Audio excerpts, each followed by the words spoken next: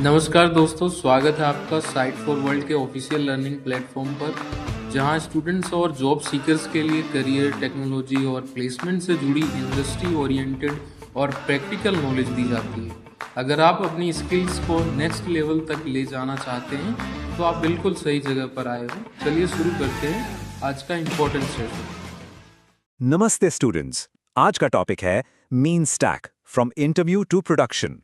Ready हो? Focus mode on है ना? मोबाइल साइड में रख दिया ना? स्क्रीन पे पूरा ध्यान है? चलो शुरू करते हैं। ओके, तो ये है हमारा रोड मैप। सबसे पहले इंटरव्यू के लिए बेसिक्स, फिर डेवलपमेंट के लिए टूल्स, फिर ऐप को लाइव कैसे ले जाना है उसकी सिक्योरिटी, और आखिर में परफॉर्मेंस को नेक्स्ट लेवल पे कैसे ले जाना है। एकदम स्टेप बाय स्टेप चलेंगे। तो सेक्शन 1, सोचो वेब डेवलपर रोल के लिए इंटरव्यू में गए हो। मीन स्टैक के बारे में क्या क्या जानना जरूरी है? Let's crack it. Basically mean stack JavaScript based technologies का एक कलेक्शन है। मतलब सर्वर से लेकर क्लाइंट साइड तक सब कुछ, आई मीन एवरीथिंग जावास्क्रिप्ट से बनता है। ठीक है, समझ आ रहा है? एक ही लैंग्वेज में पूरी एप्लीकेशन, इससे डेवलपमेंट कितनी आसान हो जाती है, राइट? अभी इसके 4 मेन पिलर्स को समझते हैं। एम से मोंगोडीबी, ये डेटाबेस है। ई से एक्सप्रेस जेएस, ये बैकएंड फ्रेमवर्क है। ए से एंगुलर जेएस, ये फ्रंट एंड फ्रेमवर्क है। और एन से नोड जेएस, जो सर्वर एनवायरनमेंट है। सिंपल है ना? अभी क्या सीखा, समझ आया? MEAN, चारों का रोल क्लियर है? ओके, कंग्रेचुलेशंस, इंटरव्यू क्लियर हो गया, जॉब मिल गई। चलो अब ऐप बनाते हैं। फास्ट डेवलपमेंट के लिए एक ऐसा टूल चाहिए जो टाइम वेस्ट ना करे, और वो टूल है नोडमॉन। ये डेवलपर का बेस्ट फ्रेंड है। सीरियसली, जब भी कोड में चेंज करके फाइल सेव करोगे, सर्वर को मैन्युअली रीस्टार्ट करने की जरूरत नहीं है। नोडमॉन ये ऑटोमेटिकली कर देता है। सोचो कितना टाइम बचता है। इस स्टेप का पर्पस समझ आया? ये क्यों यूज कर रहे हैं? क्लियर हुआ? ठीक है, तो ऐप बन गई, लोकल मशीन पे नोडमॉन के साथ मस्त चल रही है। तो क्या हम प्रोडक्शन के लिए रेडी हैं?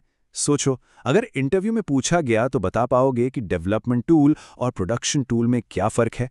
सिर्फ देख रहे हो या समझ भी रहे हो? चलो आगे देखते हैं। चलो अब ऐप को लैपटॉप से निकालकर दुनिया के लिए लाइव करते हैं। इसके लिए हमें नोडमॉन से कुछ बहुत ज्यादा पावरफुल चाहिए, एक एडवांस प्रोसेस मैनेजर, और वो है PM2। स्क्रीन पे देखो नोडेमॉन और PM2 का कंपैरिजन। नोडेमॉन डेवलपमेंट के लिए है, PM2 प्रोडक्शन के लिए। PM2 ऐप को 24/7 मैनेज करता है, मॉनिटरिंग देता है, क्लस्टरिंग सपोर्ट करता है। बेसिकली PM2 एक गार्डियन है आपकी लाइव ऐप का। ध्यान से सुन रहे हो? ये कॉन्सेप्ट इंटरव्यू के लिए सुपर इंपॉर्टेंट है। ग्रेट, ऐप लाइव हो गई, लेकिन क्या वो सिक्योर है? कई बार हम ऑनलाइन ट्यूटोरियल्स फॉलो करते हैं और अनजाने में सिक्योरिटी लूप होल्स छोड़ देते हैं। माइंड इधर ही है, अभी स्किप तो नहीं कर रहे? सिक्योरिटी सबसे जरूरी है। एक रीसेंट सिक्योरिटी एनालिसिस में पता चला कि पॉपुलर ट्यूटोरियल्स भी सिक्योर पैटर्न सिखाने का दावा करते करते सिक्योरिटी वल्नरेबिलिटीज इंट्रोड्यूस कर सकते हैं। सोच सकते हो, आपको लग रहा है आप सही कर रहे हो, बट एक्चुअली आप एक कमजोर ऐप बना रहे हो। एक सबसे कॉमन अटैक है क्रॉस साइट स्क्रिप्टिंग या XSS। इसमें अटैकर आपकी वेबसाइट में मैलिशियस स्क्रिप्ट इंजेक्ट कर देता है, जो दूसरे यूजर्स के ब्राउजर में रन होती है और उनकी प्राइवेट इंफॉर्मेशन चोरी कर सकती है। बहुत डेंजरस है ये। तो इसका सल्यूशन क्या है? Input sanitisation. स्क्रीन पे देखो, मैलिशियस कोड को कैसे हार्मलेस टेक्स्ट में कन्वर्ट कर दिया गया। इससे स्क्रिप्ट रन ही नहीं होती। लॉजिक समझ आया या सिर्फ देख रहे हो? अब आपका काम है, वीडियो पॉज करो और सोचो कि अपने कोड में यूजर इनपुट को कहां-कहां सैनिटाइज करोगे। ऑथेंटिकेशन एक और मेजर वीक पॉइंट है, खास करके JWTs यानी जेसन वेब टोकन्स के साथ। छोटी सी गलती जैसे alg-none वल्नरेबिलिटी, इसमें अटैकर टोकन से सिग्नेचर ही गायब कर देता है और सर्वर उसको वेरीफाई किए बिना ही एक्सेप्ट कर लेता है। कितना बड़ा फ्लॉ है। ठीक है, ऐप लाइव है, सिक्योर भी है। अब उसको बनाते हैं एफिशिएंट। ज़्यादातर ऐप्स रिसोर्सेज वेस्ट करती हैं। चलो इस प्रॉब्लम को सॉल्व करते हैं। एनर्जी बनी हुई है? रेडियो नेक्स्ट स्टेप के लिए? अगर मैं पूछूं कि एप्लीकेशन में बॉटलनेक कहाँ है, तो सबसे पहले क्या चेक करोगे? ज़्यादातर लोग बोलेंगे CPU, राइट? पर हमेशा ऐसा नहीं होता। इस चार्ट को देखो, CPU 100% के पास है। साफ लग रहा है कि CPU ही प्रॉब्लम है।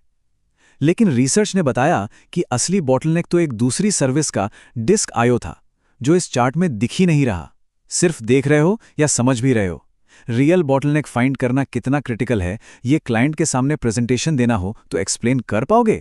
तो असली प्रॉब्लम को ऑटोमैटिकली कैसे ढूंढे? इसके लिए एक टूल बनाया गया जिसका नाम है auto tune. Auto tune 2 smart steps में काम करता है। Step 1, resource clamp down. ये हर सर्विस के रिसोर्सेस कम करके देखता है कि भाई असली जरूरत कितनी है। Step 2, performance improvement. जो रिसोर्सेज बचाए उनको वहां लगाता है जहां उनकी सबसे ज्यादा जरूरत है। इसको नोट किया? ये अप्रोच कितनी स्मार्ट है। और रिजल्ट्स स्टैगरिंग। ऑटो ट्यून ने जरूरी सर्वर्स की गिनती 6.6 टाइम्स तक कम कर दी और परफॉर्मेंस को 20% तक बढ़ा भी दिया। सोचो, पैसा भी बचा और स्पीड भी बढ़ी। फोकस बना हुआ है। तो आज हमने क्या सीखा? फर्स्ट, मेन स्टैक एक कंप्लीट जावास्क्रिप्ट इकोसिस्टम है। सेकेंड, नोडमॉन डेवलपमेंट के लिए, PM2 प्रोडक्शन के लिए। थर्ड, सिक्योरिटी पहले दिन से जरूरी है। एंड फोर्थ, असली परफॉर्मेंस बॉटलनेक CPU के अलावा कुछ और भी हो सकता है। समझ आया? क्लियर है? तो आपने ऐप बनाई, डिप्लॉय की, सिक्योर की और ऑप्टिमाइज भी कर दी, लेकिन जर्नी यहां खत्म नहीं होती। अगला बॉटलनेक क्या है जिसके बारे में सोचा भी नहीं? अब आपका काम है प्रैक्टिस करना। अगर डाउट है तो कमेंट सेक्शन में बताना। नेक्स्ट, तो हमारे चैनल को सब्सक्राइब कीजिए और वीडियो को अपने दोस्तों के साथ शेयर जरूर कीजिए। कमेंट सेक्शन में अपना डाउट या नेक्स्ट टॉपिक लिखना मत भूलिएगा।